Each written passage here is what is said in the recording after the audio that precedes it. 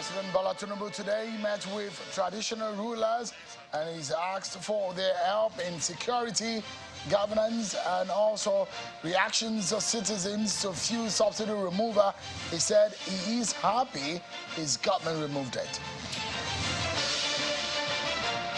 And it's getting to the final moment for the election of the presiding officer for the 10th National Assembly. We're looking at what the 10th National Assembly should be focusing on. These two men seems to be the one that will be jostling for that seat on Tuesday.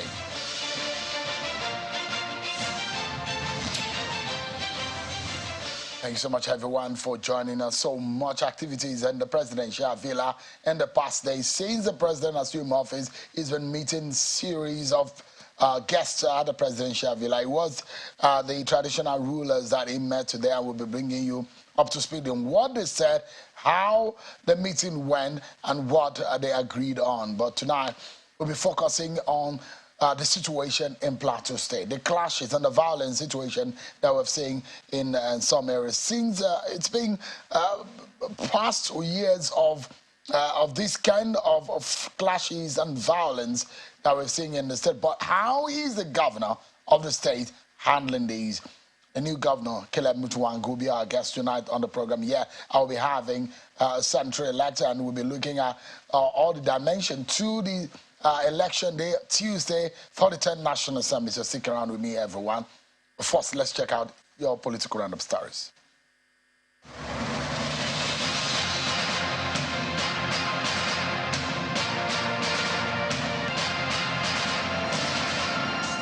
The former governor of Rivers State, Nyesom Wike, has insisted that the Senate presidency must come to the South-South and that the former Senate minority leader, Godswill Akpabio, remains the best man for the job. He says the unity of Nigeria is dependent on the effective management of its ethno-religious diversity. The former governor says no National Assembly member in Rivers State is expected to vote against Senator Akpabio and Tajuddin Abbas, who were nominated by their party, the APC, for Senate presidency and Speaker of the House of Representatives. Whether you're a Senate, whether you're a House of Reps, we have no choice but to support Godswill Akpabio as a Senate president. It's barely 4 days to the elections into the leadership positions of the 10th National Assembly, and Nigeria's main opposition party, the People's Democratic Party, PDP, says it is rallying round all other opposition parties to ensure that their numerical strength is reflected in whoever will emerge on the day of the elections. Spokesperson of the PDP, Mr. Debo Ologunagba, told journalists at a news conference in Abuja that the PDP is very much interested in the leadership positions of the National Assembly. A chieftain of the People's Democratic Party in Edo State, Mr. Kenneth Imasuagbon, has defected to the Labour Party and declared its intention to run for the governorship seat of Edo State come 2024. Mr. Imasuagbon, who was received at the National Secretariat of the Labour Party by the National Chairman of the party, Mr. Julius Abure, pledged to key into the philosophy of the party as laid down and adopted by the presidential candidate of the party in the 2023 elections, Mr. Peter Obi. The values and philosophy, ideology of the Labour Party is the people's ideology, the welfare of the people, which is paramount. Legal luminary Afe Babalola has frowned at the idea of severance packages for presidents and governors, among others, describing it as evidence of unwillingness to sacrifice for a nation in need. For the legal icon, politicians should not be paid severance packages after enjoying lots of excessive benefits drawn from the nation's dwindling wealth.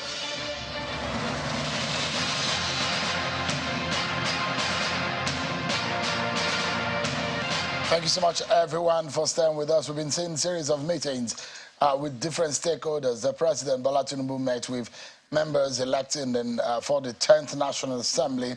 They will be inaugurated on Tuesday, which is the 13th of June, 2023. Now we are entering into the final moments before the members elected into the 10th National Assembly will elect presiding officers in both chambers. There's been a lot of horse trading, and there are several interventions, of course, in a series of interest on the leadership. The president is interested, Bola Tinubu. He met with members-elect, but some of them were absent. Some of those who are absent are those who we understand might be opposing the APC stance.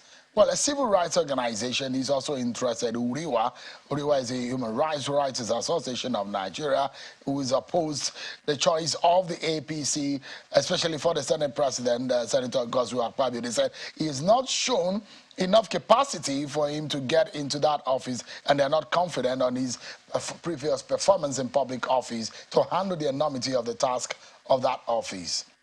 Well, the national coordinator of the group is here with me in the studio, and I have a senator-elect, one of those who are supporting and pushing for the Senator Godswill Akpabio. He's on the side of the APC and, understands party leadership and administration. Senator-elect Sali Mustafa, thank you so much indeed, gentlemen, for joining us tonight. Thank you. It's a pleasure.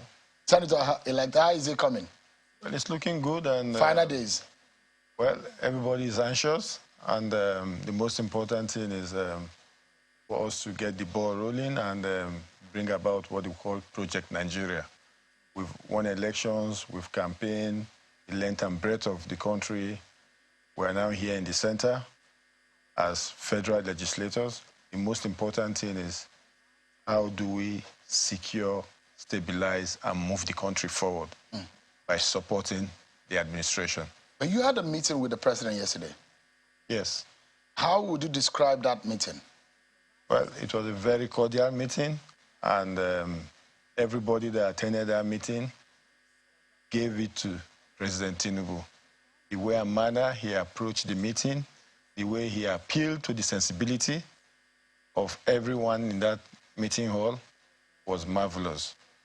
He did not come out with any coercive force. He only appealed to our sensibilities and also pleaded that we should please work together. The most important thing is let us deliver on the promise of our campaigns.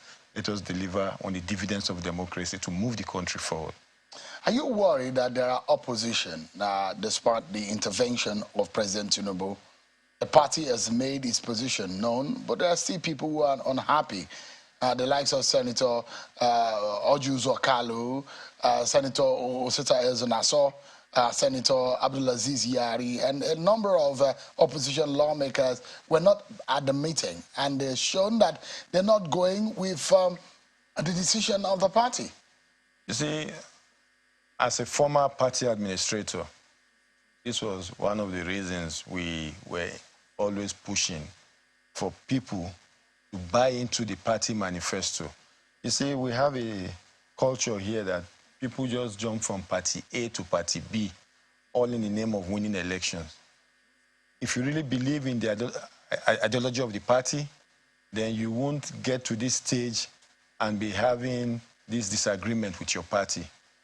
We should be thinking of how do we deliver on the party ideology, on the party's manifesto.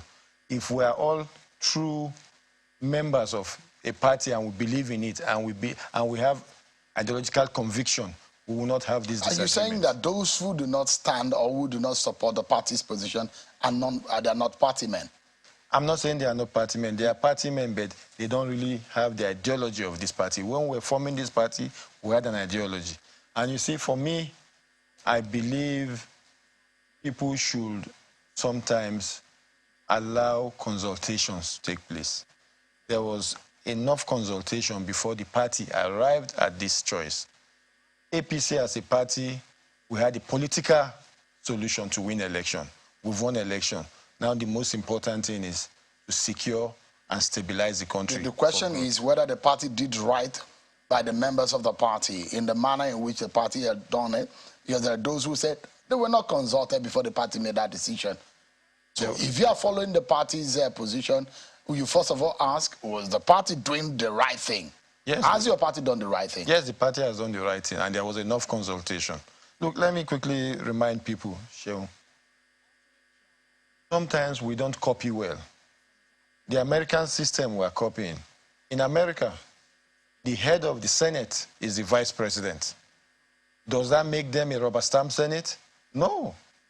So why should we always have this idea that the legislator must be confrontational with the executive? The most important thing is the Nigerian people who have voted for us, let us try and make sure we meet up to their demands. Let us work together and deliver on the dividends of democracy. That is the most important thing. I'll come to you in a moment. Let me bring in Emmanuel Onwubiko, who is the national coordinator of Uriwa. Thank you so much, Ms. Onwubiko, for joining us today.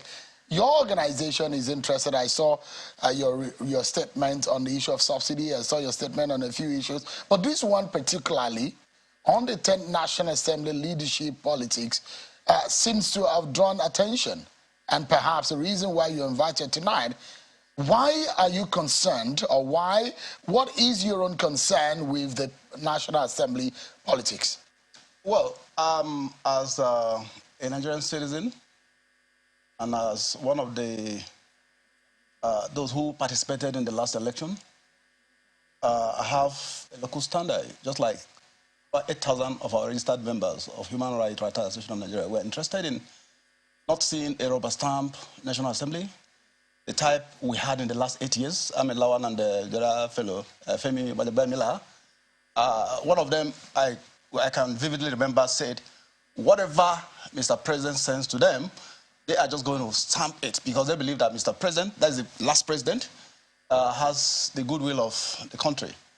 And the first speaker, the senator-elect, and one of the APC party leaders that we have always known said we copied wrongly from the American system of government. We did not copy wrongly from the American system of government because we are not America, we are Nigeria. And Nigeria democracy is just a new democracy, just a baby democracy, and we're on a very learning curve. And our constitution is there as a guide, a constitution, not the party manifesto. The most important and strategic legal rule that governs everybody, including political parties. Because political party is just a minute organ encompassed in the Constitution. You asked about our interests. The people of Nigeria are the owners of the sovereignty of Nigeria. If you go to chapter 2 of the Constitution, section 14, and you go down there, you see it. So the Constitution in section 50A and B has stipulated that the election of the leadership of the National Assembly, both at the Senate and the Federal House of Representatives, I don't want to use that derogatory word, lower and upper, because there's nothing like lower and upper. Both chambers of the National Assembly are key partners in, giving us sound qualitative laws that will serve the interests of the people. But what is happening, what we have seen since His Excellency, the President of Nigeria, Senator Bola Ahmed Tinubu, was declared the winner by INEC, and suddenly he got sworn in. In fact, before he was even sworn in on May 29th, it became so clear to every Nigerian that he has already made up his mind that a certain person from South, and he microzoned that position of Senate President, that is the leader of the National Assembly, chairman of the National Assembly. We're not very much concerned about whoever becomes a speaker. We're concerned about who becomes the leader of the National Assembly. That's the Senate President. He is like the man who provides the guide. You know, that it must be Fabio. And we said, no, you don't do that. You cannot superimpose a candidate on adults. You're not the headmaster that will be talking to pupils and said, in fact, even in the primary school, secondary school, we have what they call elective activity to elect class monitors, ordinary class monitor in the secondary school and even primary school are not imposed by the headmaster or any other person, but are usually elected by those who are in that class, whom the class monitor is expected to serve their interests. So, Section 50, A and B of the Nigerian Constitution, that is the ground norm, that is the the major, the supreme law of the land has stated that it is only the members of the National Assembly, not the president, not the party chairman, not the party leadership. The party has already performed their function by allowing those of their members to contest, have already sponsored those of their members to contest for elected offices, and they have won. You don't have the mandate to impose it on them. You can suggest. Well, I mean, like is what this subjected obtains in the to? US and other, Is this subjected to the?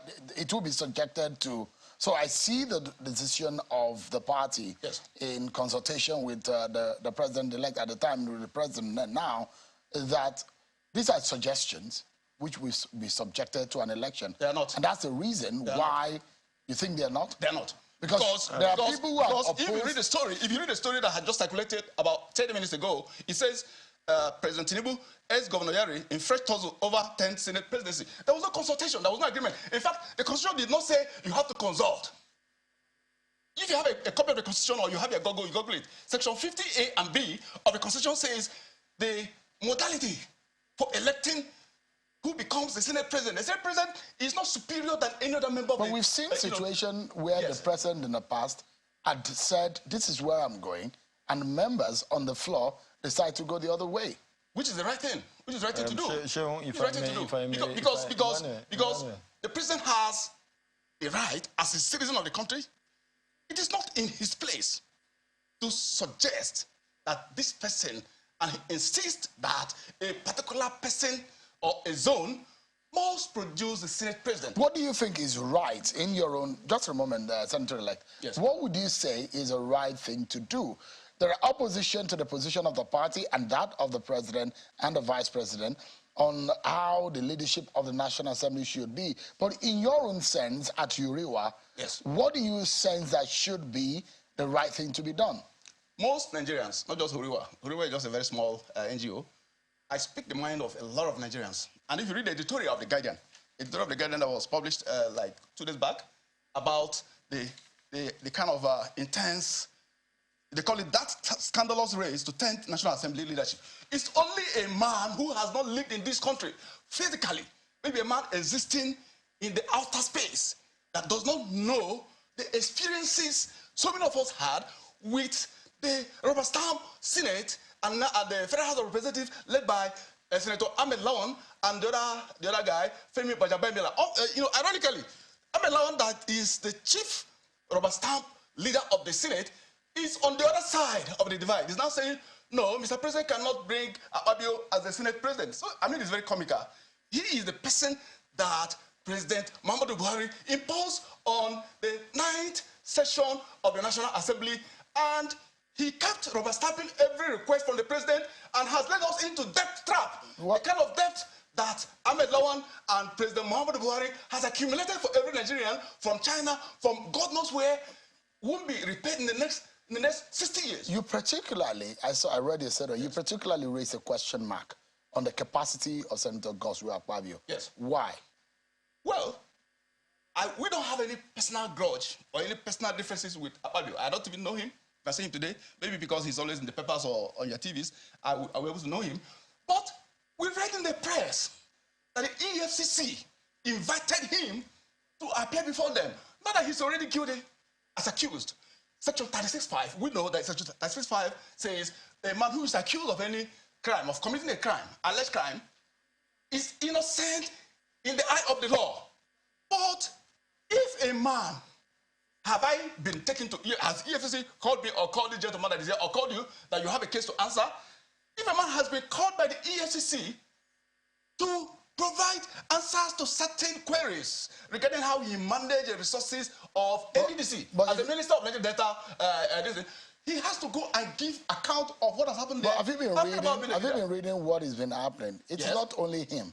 Yes. There are a few others in the Senate or that are elected, that are going into the National Assembly, who have these sort of issues around them.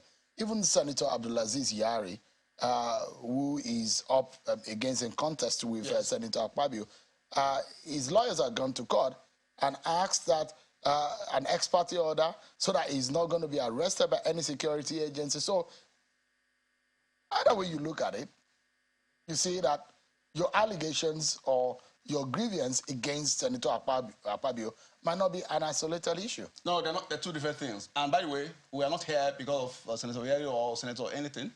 We are here for the purposes of defending the integrity of the National Assembly.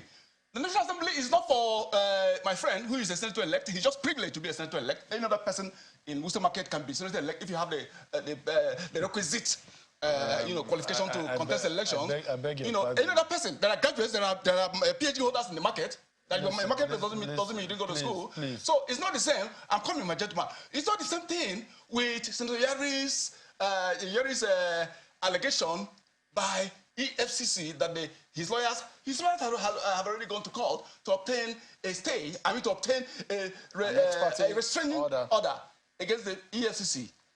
But there's nothing like that in the case of Akpabio. In the case of Akpabio, he has had multiple invitations. Even the other time, we're even surprised how just few media houses reported that he was allegedly he visited the EFCC and provided information to the EFCC. Immediately he left as the governor of that state. Just remember, Mr. Mubiko, let me allow Senator-elect. Yes. I mean, these are issues that have been raised. Albeit, he's not a politician. He's a civil society, members of the civil society. But how do you react to these sort of issues? You see, thank you, Sean. Some of us have been in that same civil society movement before. And I know how passionate sometimes they speak. But you see, sometimes we should be guided by information. We should not just pick things and just make up ideas or imagine things. Akpabio is not under any restraining order by EFCC or any court order that he should be arrested. He was invited, he reported there, and he gave clarity to whatever they wanted to know. Number two, NDDC is still running with or without Akpabio. So if there are allegations or if there are investigations being carried out, they should call the accounting officers. Number three, Akpabio served under a president who gave him approvals. So when people sometimes, for lack of information or due to campaign of calumny, say things and accuse people sometimes, it's wrong. Akpabio is not under... He's raised... So let's take the issues one after the other. He raised one of the issues that he raised is as to the integrity of the process. That how would some few people come together and decide who should be the National Assembly? So he raised a question mark on how the president and the party would tell the whole of the country whom they prefer, and why not subject it to an election by the lawmakers elected? Now, Sean, if I may guide us here, because I like sometimes we guide ourselves so that we can benefit properly from discourse. APC is the majority party today in the National Assembly. APC as a party has a covenant with Nigerian people to deliver on certain promises. The president has not forced anybody to say you must vote Akpabio. The president has not forced anybody to say you must vote Tajuddin Abbas. All they've done is that they've advised and they've sought our understanding, and he appealed to us yesterday to say, please, gentlemen, I would like if you can do me this favor so as to get my government on a good note, from a good start. And if he's asking for that favor, because he knows the capacity of the person who, for the privilege of coming from that zone that has been zoned to, so as to have some certain balance. I said something earlier. I said APC had a political solution to win election. Now, we've sat back, we've looked at the drawing board, we're now looking at the possibilities and the options of, first and foremost, stabilizing and securing so as to move the country forward and to give others a sense of belonging. It's about Project Nigeria now. All hands must be on deck. And this is the only president so far who, from his first 10 days or 2 weeks in office, is appealing to say, look, whatever has happened in the past, can we all come together now and see how we can move this country forward? Senator-elect, there are challenges before us. Senator-elect, how do you convince Nigerians who are watching tonight, who have a perception about the National Assembly, especially the last one, and perhaps label them, tag the National Assembly as a rubber-stamped National Assembly? How would you convince them that same thing will not happen in the light of the fact that if these guys who are being selected or are anointed by the party becomes the leaders of the National Assembly, that they will not pander to the caprices of the executive arm of government? the role of the National Assembly include oversight. And that's one of the reasons why the criticism from those who feel that the National Assembly have been behaving like a rubber stamp. How do you convince and tell Nigerians that that wouldn't be the case? Well, Seun, in the past, if you accuse the Ninth Assembly of that, I will not also accuse them, because sometimes the spectators are better footballers than those on the pitch. They know what they were going through. Within ourselves now, in 109 senators, we've been mingling around ourselves. We know ourselves. We're not just meeting for the first time. Akpabio has the capacity to lead the 10th Senate. He's demonstrated it as a governor of Akwa Ibom State. Everybody that knew Akwa Ibom when it was created out of the old Cross River State and maybe one other state will tell you what Akwa Ibom was then and how he was able to put Akwa Ibom on a very progressive trajectory. So it's not enough for us to sit here, especially for those of us who don't have the local standing to participate in that election that day, to start condemning somebody just on the face value of what you see in the papers, maybe sponsored by his opponents. We believe in his capacity. We know he can deliver. And don't forget, it's not just about Akpabio. It's about all of us. And he is just first among equals. All right. Mr. Nwubiko, where do you go from here? It does look like the president has stated his position. The National Assembly members will go on Tuesday. Should everything go according to the APC and the president's plan? What will be your position? Yeah, there is a mistake he made. He said Akpabio was invited and he presented himself and clarified issues. That was the first time he was invited, when he was a governor. As Minister of Niger Delta, and the invitation that was extended to him by EFCC was only responded to by his lawyer. Show me evidence where he attended the invitation that was handed to him by EFCC, and the EFCC is just suddenly quiet. We don't know what's happening. Maybe EFCC is also part of whatever gimmick is going on behind. And you don't have to say that those of us don't know. What do you know, National Assembly? That a journalist of about 25 years standing, I'm a journalist at the highest level. I practice at the highest level. The Guardian newspapers at the highest level of journalism. I covered the course for 7 years. So you don't just say those of us who don't have locals. What do you mean by those who don't have locals? Have you read the Constitution?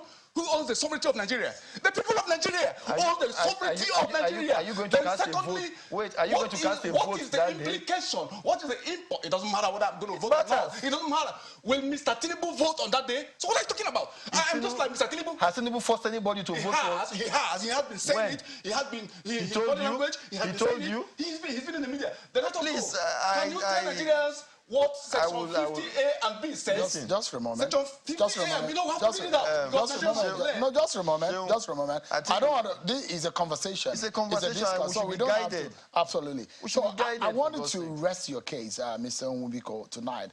And I asked the question, what do you think will be your own reaction, or how would you relate to what has become more or less an obvious path in the way and manner the APC says they will go on Tuesday? Yes, APC is a majority, but it has a very small majority, just 57 or so, and the other parties have like 50, so or 50 something. What Nigerians expect? 50, 59. Yes. So is that a majority? The way you're talking, like we are the majority. If you say the 9th session, APC was the clear majority, I will say okay. But now they're not the clear majority. They have to work with the minority, the smaller parties, to even produce a Senate president, which other smaller parties have acceded to. Right. So what Nigerians expect is for them to abide by Section 50A and B of the Constitution, which says a president and deputy president of the Senate who shall be elected by the members of that house from among themselves, and the speaker and the deputy speaker of the House of Representatives who shall be elected by the members of that house from among themselves. Let every senator that will be sworn in on that day, let every member of the Federal House of Representatives, it doesn't matter whether you're a Muslim, we don't even want to talk about the Muslim ticket that the APC has forced Nigerians to accept. So whether it's a Muslim, whether it's an animist, whether it's an atheist, whether it's anybody, whether it's Igbo, Hausa, Fulani, everybody should be allowed to show up and contest. Thank you so much, Mr. Nwubiko. Senator, I'd like your final thought. Well, Seun, honestly, I would have loved to raise this discourse and debate on how we should convince ourselves. How I wish he was the senator, maybe supporting, Yari or Oji Zokalu or Osita Isunazom, then we'll be able to tell ourselves what we think our candidates or the agenda our candidates are bringing forth to convince others to vote for them. But when you sit here, you accuse the president. The president has not come out to say everybody must go and vote Akpabio. He has not done that. He's a Democrat. He was in the Senate before. And that is why we are going for an election. So I don't know why you are so agitated. For me, it doesn't give any reasoning because your agitation just makes me feel as if you have maybe you have something against Akpabio or the APC. I've just told you APC as a party, we are 59. You are talking to Nigerians, not me. No, I'm also telling you, I'm also educating you on that. No, but you're wrong. We have 59 senators, and PDP has about 36. Labour Party has about 8. SDP 2. NNPP 2.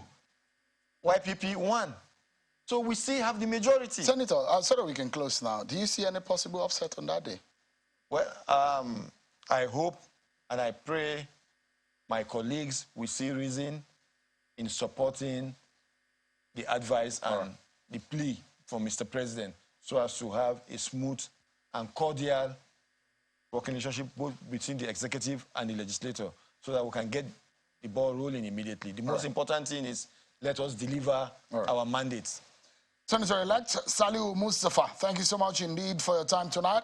And Mr. Emmanuel Omubiko, the National Coordinator of URIWA. Thank you so much, gentlemen. I appreciate it. It's a pleasure. Thank you very much. We're looking forward to Tuesday. It's indeed going to be as interesting, but I'm not sure it's going to be as intense as it has been. But then, we'll take a break, everyone. And when we return, we will be speaking with the Executive Governor of Plateau State, Governor Caleb Mutfwang. Stay with me, everyone. We'll be right back.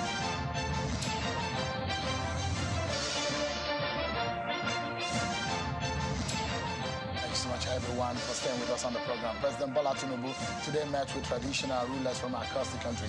Today at the State House in Abuja, the traditional rulers were led by their chairman and co-chairman, the Sultan of Sokoto and the Oni of Ife. The president sought the help of the rulers in securing the nation and support for his government to give the Nigerians the benefit of what he promised at the campaigns.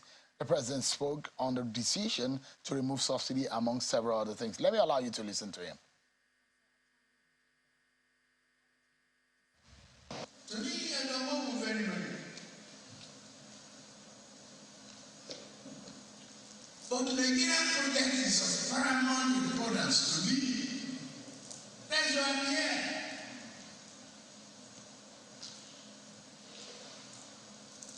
Nigeria must survive. Nigeria must develop. Nigeria must make progress. Why should we, in good sense, in good heart, feed smugglers,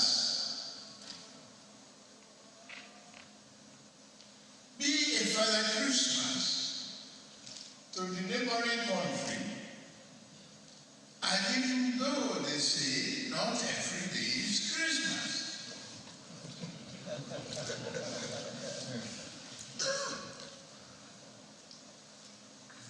So, the elephants, that's what's going to bring Nigeria to its knees, is the subsidy.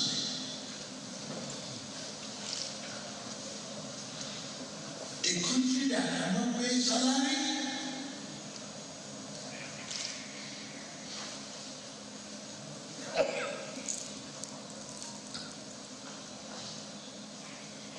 and the same potential. We are calling ourselves. I think we did the right thing. That's President Tinubu today. He spoke for about 20 minutes, the traditional rule.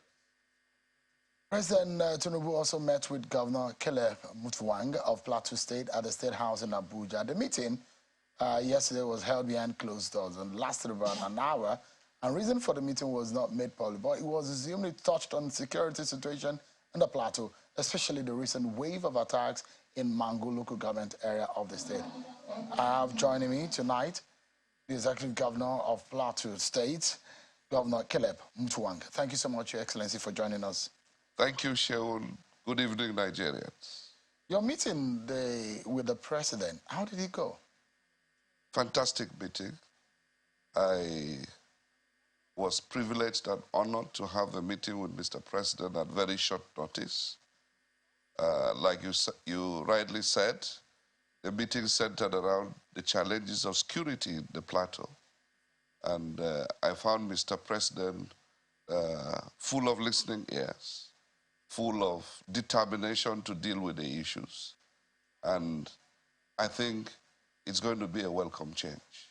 Did he offer any kind of support? Is there an understanding of the problem? And what was his response in terms of support that he could give? Yes. The response of Mr. President was reassuring. His understanding of the problem was quite comforting. And certainly, Mr. President is obviously showing that he has a political will to deal with the issues. And he is about to set up the security architecture, rejig the security architecture in the country. And I'm sure it's going to come with a new vigor, with a new sense of patriotism and nationalism that I'm sure we'll be able to have some respite at the end of the day.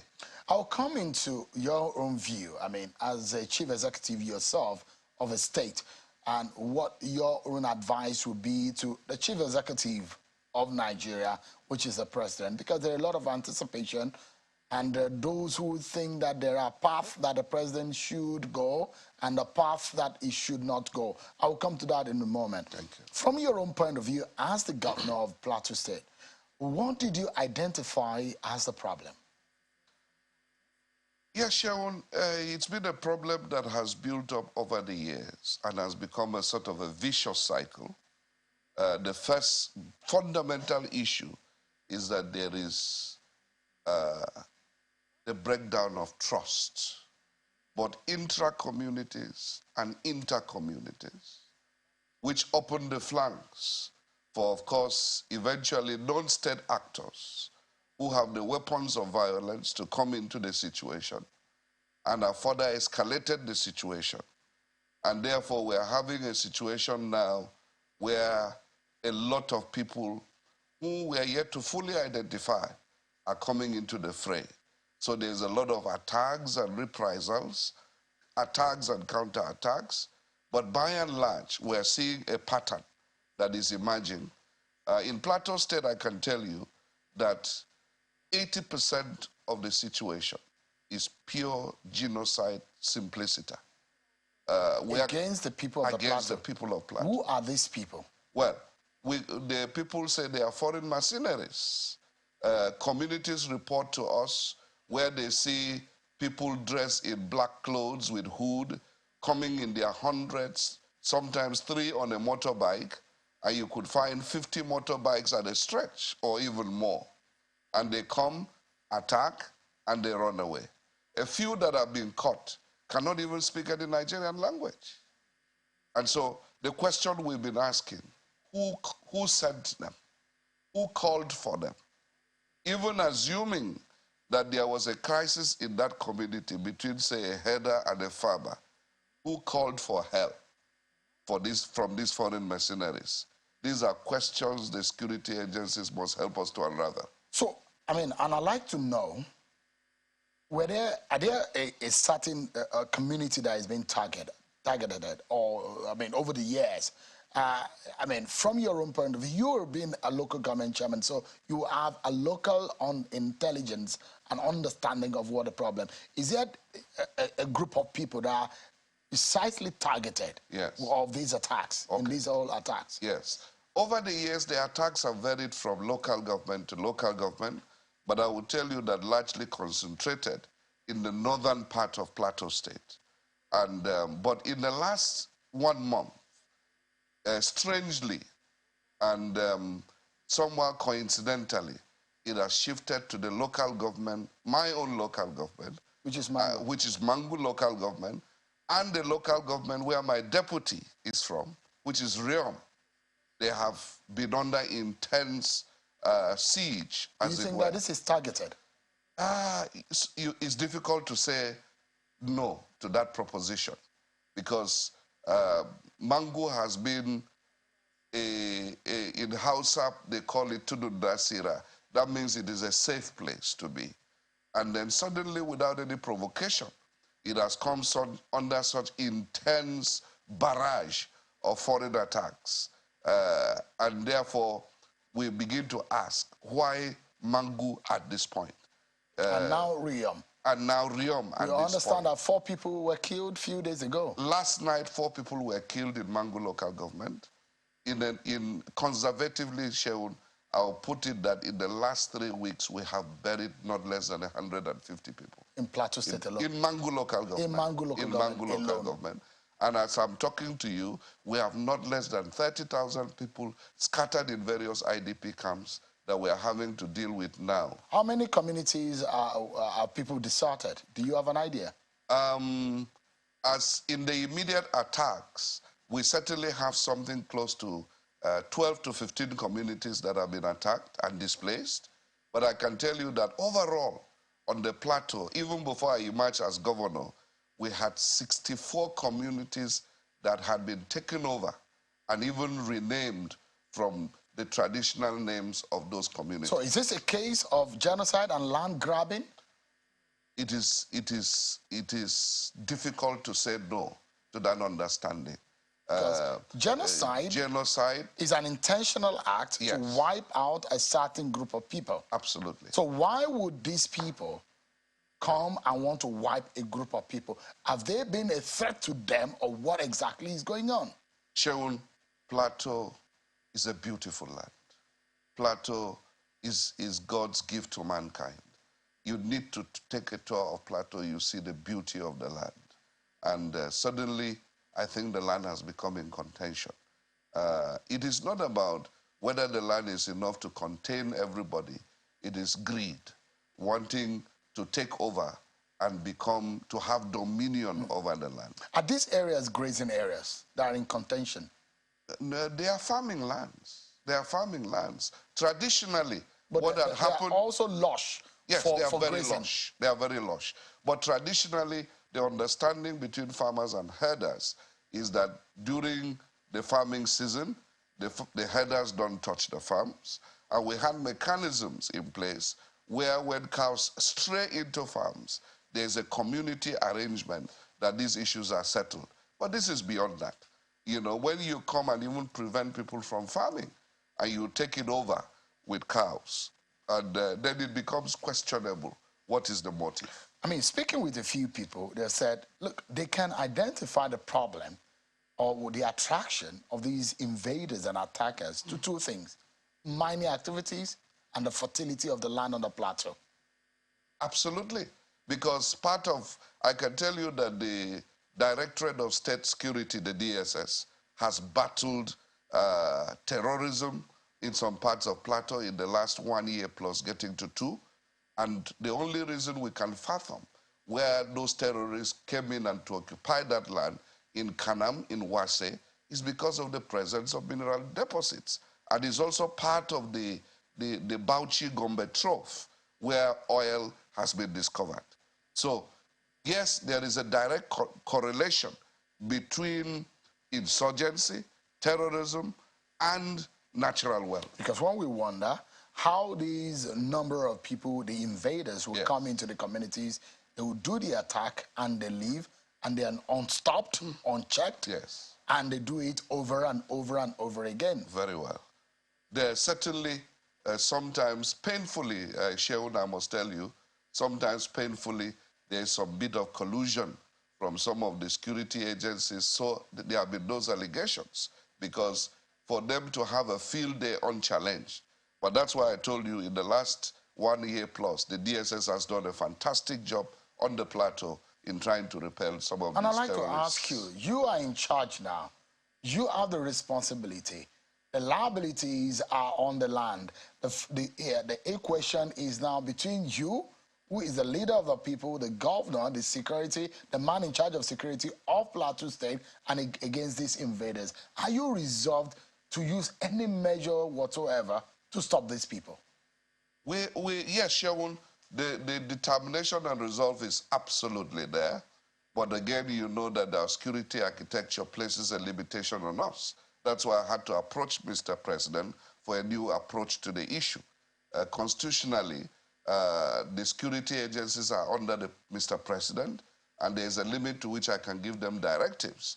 But by and large, what we are doing is to ensure that the communities become more vigilant and therefore eliminate the element of surprise from these attackers. And we're encouraging the youths more and more to refrain from vices that take away their attention so that they can be able to protect their communities. What promise did the president make to you? The president made a promise that help will soon be on the way. I'll leave it there. Okay. I mean, and it comes to the point that I've had a lot of people in our agenda-setting conversation that said, look, it's the seriousness of the kind of people, since you said that the president had talked about setting the architecture, the kind of persons that the president, because these issues are very serious issues. Yes. I mean, from your own point of view, what are the kind of persons do you think that the president should be considering for us to be able to deal with this problem? Thank you, Shaun. I took opportunity to urge Mr. President, and I think he's already thinking in that direction, that we must bring back professionalism into the armed forces, into the security architecture. We must be able to take away politicians who are likely to be subjective in the analysis of the situation, bring in core professionals, both in the Ministry of Defense, in the National Security Advisor's Office, and let there be a synergy. I'm sure when you bring in core professionals, there will be less bias, and therefore there will be less interference, and people will be able to do their jobs objectively. People, I mean, I've mentioned the NSA's office, and those who have said more of our problems is more of policing, internal policing problem, not a military force problem.